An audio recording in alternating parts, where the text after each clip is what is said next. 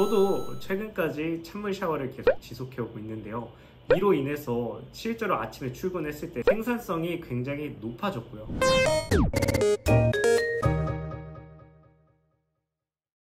네, 안녕하세요. 남현우 대표입니다. 오늘은요, 제가 지키고 있는 황금 루틴 두 번째 비법을 알려드릴 건데요. 제가 지켜오는 두 번째 루틴은요, 바로 찬물 샤워예요. 일단 찬물 샤워 같은 경우에는 아침과 저녁 중에 아침에 하는 게 좋은데요. 왜냐면은 잠자기 전에 찬물 샤워를 하면은 숙면에 방해가 되기 때문에 이제 아침에 하는 게 좋습니다. 그리고 두 번째로 찬물 샤워의 효과에 대해서 알아보도록 할 건데요. 찬물 샤워를 하면은 자신감 향상과 스트레스 해소 효과가 굉장히 크다는 연구 결과가 있고요. 그리고 활력 증진 효과도 있습니다.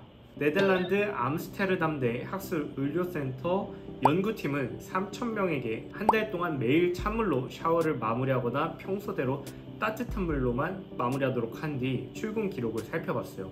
그 결과 찬물로 샤워를 마무리한 사람의 경우 따뜻한 물로만 샤워한 그룹에 비해 결근율이 평균 29% 낮았고, 운동까지 규칙적으로 하는 경우에는 54%나 낮은 것으로 나타났어요. 찬물 샤워를 하면 뇌를 활성화하고 몸을 깨워 활력 증진을 도와주고 면역 체계를 강화해 건강 증진에 도움을 준다는 연구 결과를 알 수 있습니다. 그리고 세 번째로 갈색 지방을 높여줍니다. 지방에 에너지를 저장하는 백색 지방과 몸에 있는 지방과 당분, 아미노산을 태워 체온을 조절하는 갈색 지방이 있다는 건 이제 흔히 알고 계실 겁니다. 이 갈색 지방은 추위에 노출됐을 때 활동이 활발해지는데요. 찬물 샤워를 하며 노르에피네프린 호르몬이 분비되면 일부 흰색 지방이 갈색 지방과 같은 역할을 하는 베이지색 지방으로 변화하기도 합니다. 그러면 몸속에 있는 잉여 지방 연소에 큰 도움이 됩니다. 그리고 마지막으로 면역력과 정신건강 증진에 큰 도움이 됩니다.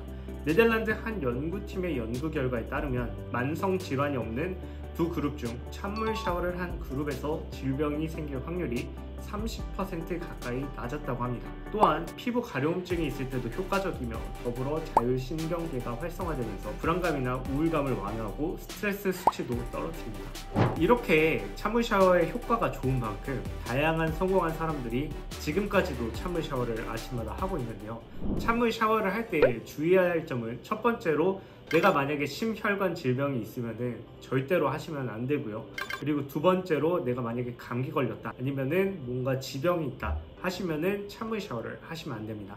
그리고 세 번째로 찬물 샤워를 너무 길게 하실 필요는 없어요. 따뜻한 물로 샤워를 먼저 하고 그 다음에 마무리하는 단계에서 30초 정도만 찬물 샤워를 하시면 됩니다. 이 찬물 샤워를 길게 한다고 해서 뭐 더 효과가 좋다는 연구 결과도 없었고, 실제로 데이터를 살펴보면은 30초를 했을 때나 5분을 했을 때나 효과가 똑같다는 그런 데이터 자료가 있기 때문에 여러분들은 한 30초만 하시면 되겠습니다. 저도 최근까지 찬물 샤워를 계속 지속해오고 있는데요.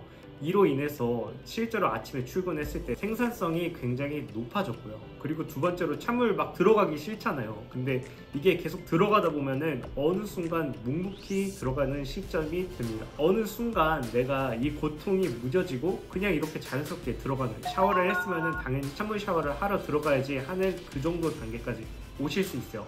그러니까 아무리 힘든 일이라도 이게 반복이 되고 습관이 되면은 쉽게 하실 수 있으시니까요.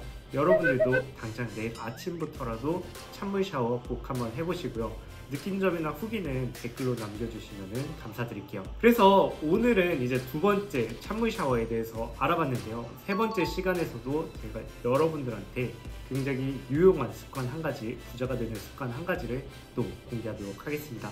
오늘 영상은 여기까지고요. 다음 영상에서 또 찾아뵙도록 하겠습니다. 오늘 영상도 유익하셨으면 좋아요와 구독 꼭 부탁드리고요. 영상 시청해주셔서 감사드립니다. 감사합니다.